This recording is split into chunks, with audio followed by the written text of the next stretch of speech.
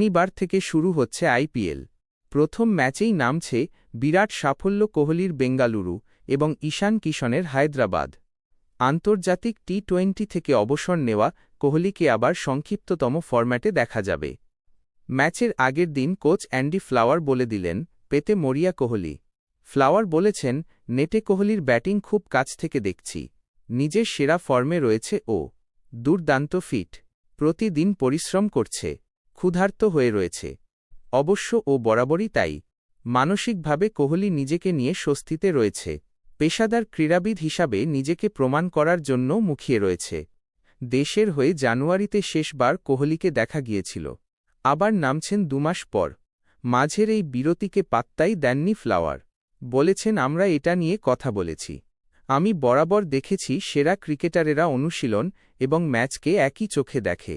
শচীন তেন্ডুলকরকে চোখের সামনে দেখেছি। কোহলিও তাই। কোচ হিসাবে ব্যাটারদের শিল্পকে তাড়িয়ে তাড়িয়ে উপভোগ করি। তাই জন্যই বলছি, কোহলি সেরা ফর্মে রয়েছে। বৃহস্পতিবার রাতেই বেঙ্গালুরু শিবিরে যোগ দিয়েছেন জশ হেজলুড। তবে শনিবার তার খেলার সম্ভাবনা নেই। ফ্লাওয়ার বলেছেন, হেজলুডকে ফিটই লাগছে। শেষবার যেমন দেখেছিলাম তার থেকে বয়স কমেছে মনে হচ্ছে। ফিটনেস ঠিক করতে কঠোর পরিশ্রম করেছে ও। আমরাও ক্রিকেট অস্ট্রেলিয়ার সঙ্গে নিয়মিত যোগাযোগ রেখেছি। ওকে সাজঘরে পেয়ে দারুণ লাগছে। তবে কালকের ম্যাচের জন্য ও তৈরি নয়।